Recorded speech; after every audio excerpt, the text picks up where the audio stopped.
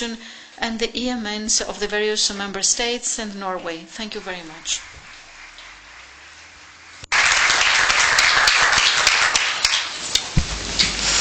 Thank you, Athena. I'll give the word to the floor. I have a question and some ideas, but first I think it's better that you ask your questions.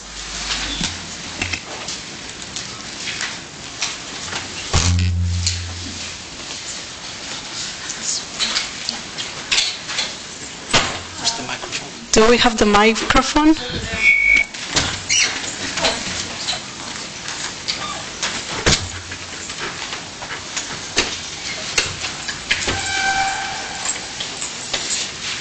Okay. Well, I'm going to have to talk again about terminology and try to tie the previous presentations with Abed's presentation and express my personal feeling about this. I think that terminology was a huge issue at the beginning when everything started. When there was no research in the field in Greece, and the various government bodies were using their own terminology, irrespectively of the role of the people that were called in to do the work.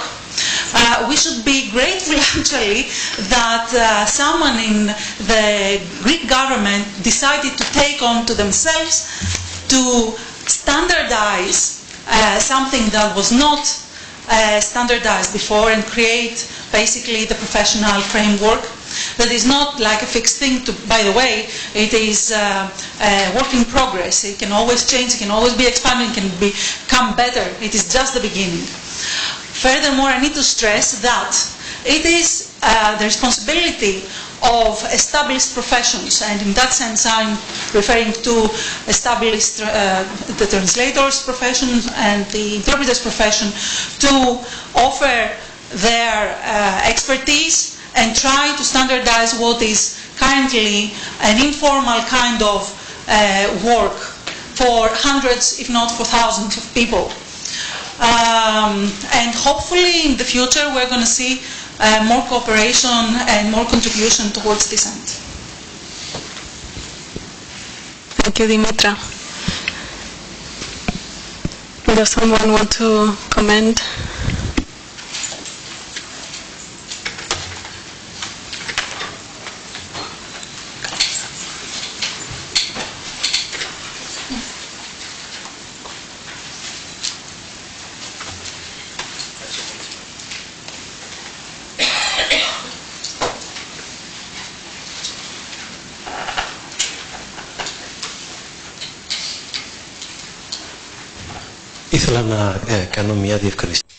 Yes, I would like to ask a point of clarification, which I've written down to make sure I don't forget it. So, one question to Mr. Pagidas. If I understood correctly, you said that you're not a translator or interpreter, but you have a lot of experience in terms of crisis management and coordination. So you have like a supervisory role, if I'm not mistaken. You said that you have a framework contract with interpreting service providers. And you said, if I understood correctly, that you also rely on those agencies to select interpreters and to assess their quality in terms of their level of fluency.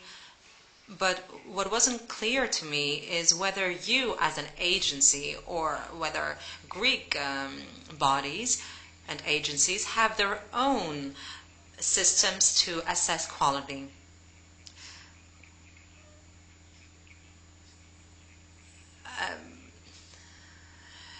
A previous speaker, Maria Petrochilou, who's not here right now, made a reference as to the difficulty of assessing the quality of interpreting. Indeed, but we could assign another interpreter who, on a sample basis, could make such an assessment of the work of their colleague. So this is why I wanted to ask whether after the staff selection you have come up with another way to evaluate their quality, whether they are providing the necessary output. And another clarification, another question to Athena. You act as a network that brings together people who work for public administration throughout Europe.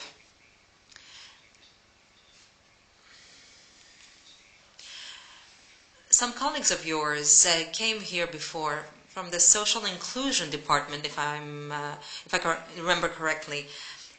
Do you know if all the necessary participants are included in this process so that you can have a complete overview? How you prefer to do it? As you wish. Okay. Go ahead, please. Θα απαντήσω το... Yes, let me answer these questions to make things clear. Since we do have professional interpreters here helping us out, so we do have this framework agreement with 3 agencies, and what we ask for is interpreting skills and knowledge on a monthly basis. So, for example, for July, we will need 50 interpreters from Greek to Arabic, 15 from English to Kurmanji. So we do not ask for specific people. We are looking for linguistic pairs. Based on the agreement they have signed, these agencies are obliged to provide us with interpreters we've requested. If the first agency cannot provide all of these interpreters, which happens quite often, we turn to the second one. On top of that, we have interpreters that are seconded from other member states to Greek services, Greek agencies. So the Greek team, for example, is comprised of interpreters assigned by private companies and by third or other member states. Then we must make sure that they have the necessary certificates and knowledge. We've had 3 years of experience here, and we've seen that we have some interpreters who have been working with us for a long time, and we trust them to be coordinators or team leaders. And they can give us further feedback on interpreters' performance in terms of various languages, Arabic, for example. Do these interpreters work? Said the person off mic. No, they did not work at the time. And they ask the agencies to give us some coordinators, because we have large numbers of interpreters. You might have 50 interpreters in a hotspot. So only the task of coordinating all these people is quite hefty. We need a focal point to manage all that. I'm not saying that what we're doing is the golden rule that can solve all problems, but it is an extra safeguard that we have included. And since we also provide many interpreters to Greek authorities, they work there and we are not there. So if they have other problems that they face in terms of quality of interpretation or behavior, we undertake to change the interpreter. I don't know if I was clear enough.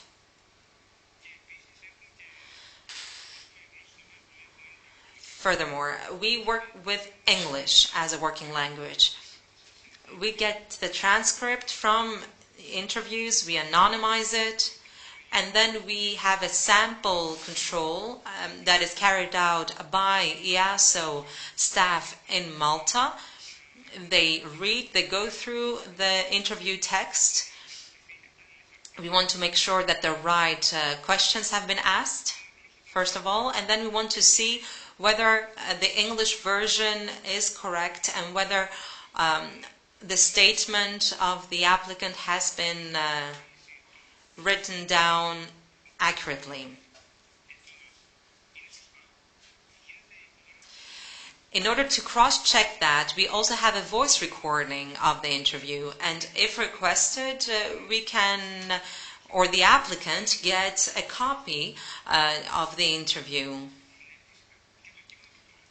They can get the audio file and the translation. Let me also point out that the EMN is an EU-funded program. Basically, all national EMNs receive some funds alongside national funding in order to undertake specific actions under a specific title. But they have to do with very specific and separate needs of each country. EMN as a whole and the national contact point, they all act as a hub, a networking and communication hub. So we have 28 plus 1, that is Norway. And apart from that, in each country we have a separate network in order to multiply their output. Then the aim is to validate the accuracy of the output. In our services, there is a network with all competent authorities that on specific occasions or as a rule have been working with the asylum process or migration process. Even the fact that I'm here today to show you, to talk to you about this migration network that has not contacted directly translators and interpreters, to show you that we do have some resources and that we have this multilingual tools that could be used for capacity building purposes in our professions. Even that is an element of further networking and deepening of the information we will have at our disposal next time a terminology matter arises. I hope I have answered your question sufficiently.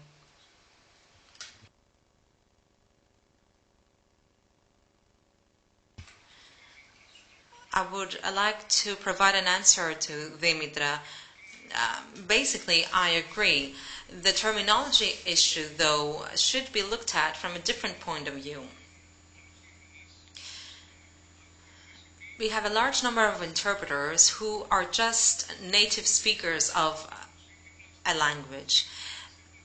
On the label they will get from each agency, what we say is interpreter/mediator.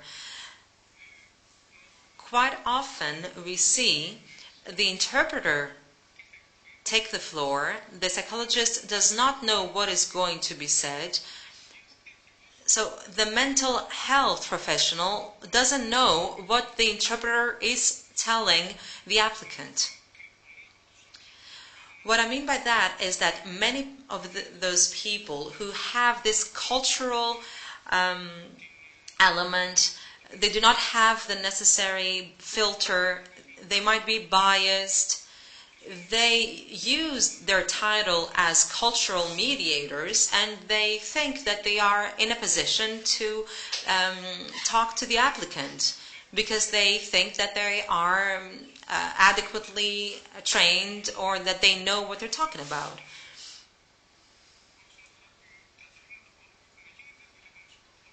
Of course, I agree with regard to the steps that have been taken right now, that there has been some progress.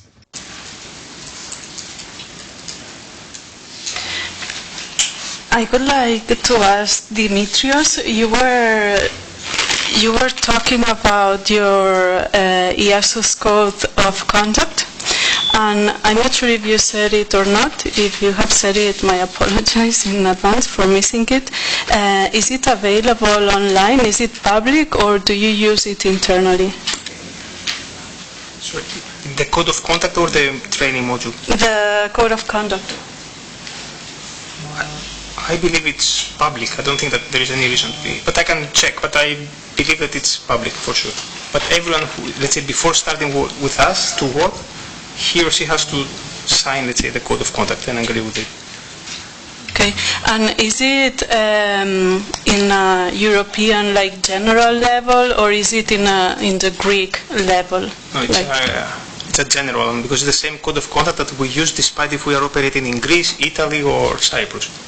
Okay, because it surprised me that actually Abed finished his presentation saying that there's a lack of code of conduct here in Greece, and even we all have like many similarities in all the countries that are receiving refugees. I'm sure that there are lots of specific things for every country. So, well, as we are here and like we have academic representation, we have European representation, we have the Greek authorities here from the Ministry of Migration Policy, we have here the PEM, the Association of Translators in Greece. I think this is the perfect like kind of framework maybe to work together, and if we have a general one, maybe we could adapt this one to the different countries. I don't know, what do you think? This is just an idea. Sounds good. Would someone like to add something more? Dimitra? The Asylum Service has a code of conduct. It's a one-page code of conduct. Isn't it? Yeah, I believe also that the Greek Asylum Service has also a code of conduct that was also recently published in a law. Yeah. That's so basically. I mean, there is something. It is being used in the by the relevant services. Could be better. Could be expanded. But it's not like there is a total, gap in terms of ethics. May I say something? Νομίζω γενικά ότι In general, I would like to say that after the refugee crisis since 2015, many new needs have arisen and many new topics have come up, such as the difference between interpreters and intercultural mediators, the conditions, working conditions for interpreters during the asylum process at hotspots, for example, or the linguistic profile. It is completely different than what we had in mind up until now, or different than what we had foreseen in our educational and training schemes. New applications, new conditions have come up, so there is a great margin for further improvement and collaboration. Of course, we cannot foresee everything down to the last detail because we don't know what the future will bring, but at any rate, we must pave the way, we must lay the foundation so that professionals can work as they can and as they should. But it is a new element here. This is something new. But Αυτό που είπα... What I meant before by the lack of a single code of conduct is what is problematic for me. When one signs a contract, we see some basic principles that we should adhere to. But this might be different from one agency to the other. As a result, mixed messages or wrong messages might be sent to the recipients of interpreting services.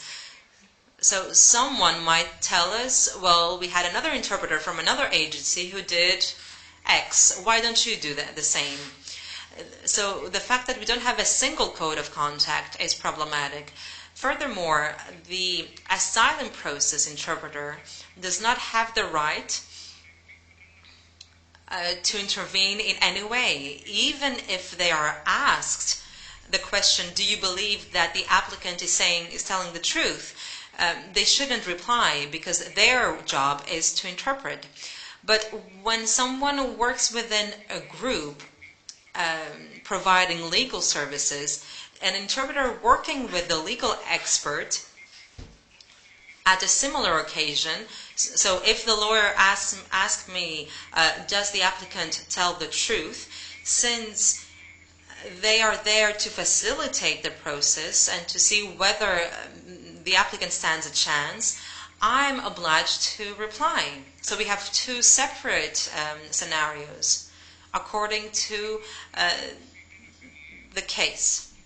So we need a single code that is going to be binding for all.